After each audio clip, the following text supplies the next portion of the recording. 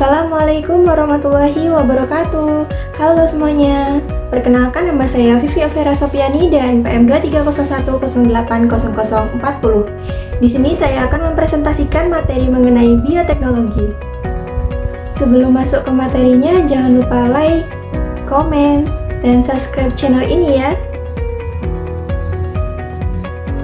Dalam video presentasi kali ini, kita akan membahas mengenai pengertian bioteknologi, ruang lingkup bioteknologi, manfaat dan peran dasar dari bioteknologi. Yuk kita sama-sama simak penjelasan materi berikut ini.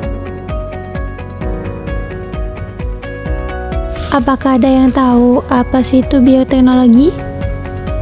Pada kesempatan kali ini kita akan mengenal lebih jauh mengenai bioteknologi melalui pengertian, ruang lingkup, manfaat, dan prinsip dasar dari bioteknologi. Yang pertama, kita akan membahas mengenai pengertian bioteknologi. Bioteknologi berasal dari kata bio dan teknologi. Bio berarti kehidupan, dan teknologi berarti metode atau cara untuk mencapai tujuan yang praktis. Dari pengertian kata bioteknologi, dapat disimpulkan bahwa bioteknologi adalah perpaduan antara sains dan teknologi yang menggunakan makhluk hidup, bagian-bagian makhluk hidup, ataupun produk yang dihasilkan makhluk hidup untuk digunakan sedemikian rupa agar menghasilkan suatu barang atau jasa yang bermanfaat bagi manusia dan lingkungan. Untuk selanjutnya yaitu pengelompokan bioteknologi. Bioteknologi hanya dapat dibagi menjadi dua, yaitu bioteknologi konvensional dan modern. Rekayasa yang masih dalam tingkat terbatas atau mudah diaplikasikan dalam masyarakat umum merupakan bioteknologi konvensional, sedangkan bioteknologi modern telah menggunakan teknik rekayasa tingkat tinggi dan memiliki pengaruh besar terhadap kehidupan manusia. Dalam ruang lingkup bioteknologi, bioteknologi adalah disiplin yang memanfaatkan sistem kehidupan dan organisme untuk mengembangkan atau menciptakan produk baru. Dengan menggunakan makhluk hidup atau hasil turunannya, bioteknologi bertujuan menghasilkan atau memodifikasi produk dan proses untuk keperluan tertentu. Disiplin ilmu yang berkontribusi dalam pengembangan bioteknologi ada mikrobiologi, ilmu komputer, genetika, kimia atau biokimia, biologi molekuler, dan imunologi.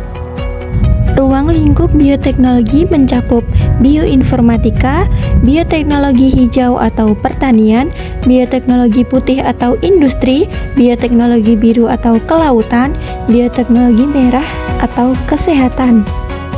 Sehingga dapat disimpulkan bahwa ruang lingkup bioteknologi adalah kegiatan yang melibatkan teknologi dan organisme hidup sedemikian rupa sehingga akan meningkatkan efisiensi produksi.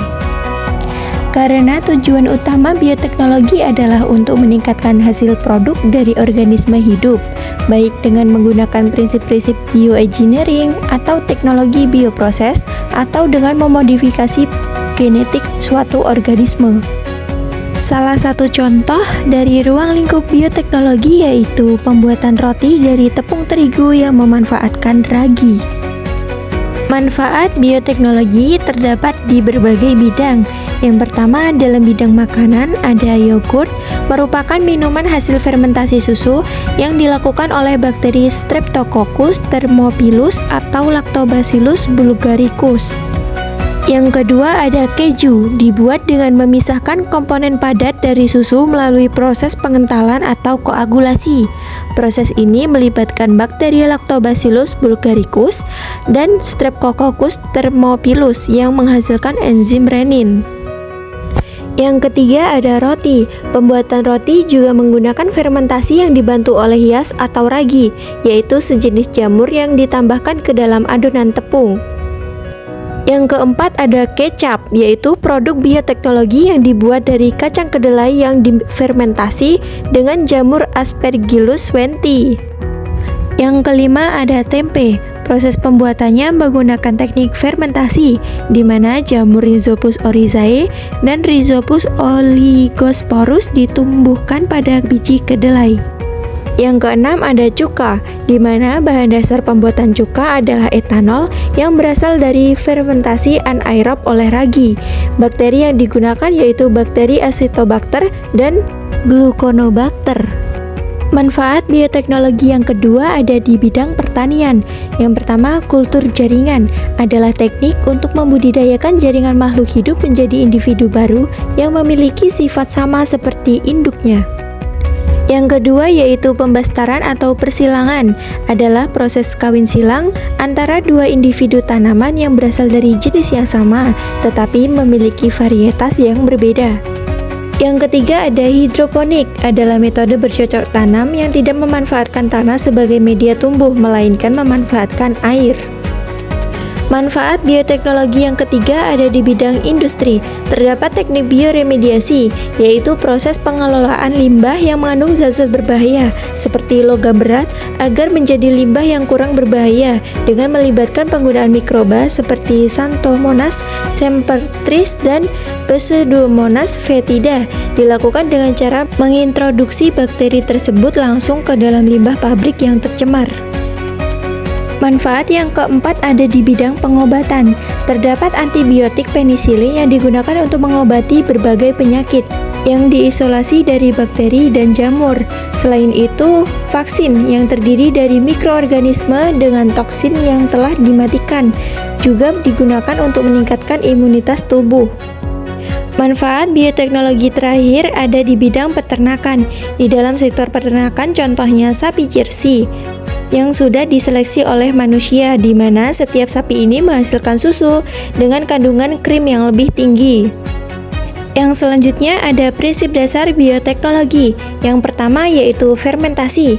Fermentasi mempunyai pengertian suatu proses terjadinya perubahan kimia pada suatu substrat organik melalui aktivitas enzim yang dihasilkan oleh mikroorganisme.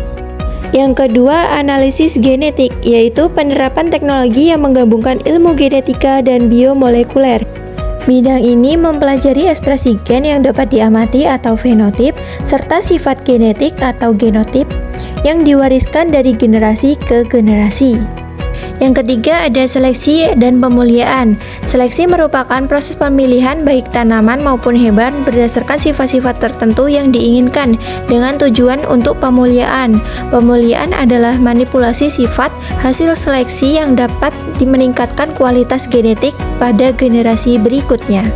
Yang keempat ada analisis DNA, bertujuan untuk memahami karakteristik genetik individu karena DNA menyimpan banyak informasi yang relevan. Yang kelima ada kultur sel dan jaringan, merupakan metode untuk memperbanyak individu dalam waktu singkat tanpa memerlukan lahan yang luas, menggunakan teknik in vitro dan memanfaatkan sifat totipotensi sel yang memungkinkan sel untuk terus membelah dan membentuk individu baru. Prinsip dasar bioteknologi yang terakhir ada rekayasa genetika, merupakan metode untuk memanipulasi genetik dengan cara menyisipkan gen yang diinginkan ke dalam suatu organisme. Kesimpulan dari penjelasan materi kali ini yaitu bioteknologi adalah gabungan ilmu biologi dan teknologi yang memanfaatkan organisme hidup untuk menghasilkan produk atau layanan bermanfaat. Ruang lingkupnya mencakup bioteknologi merah atau kesehatan, hijau atau pertanian, putih atau industri, dan biru atau kelautan. Manfaatnya meliputi produksi makanan, peningkatan kualitas tanaman, serta pembuatan vaksin atau antibiotik.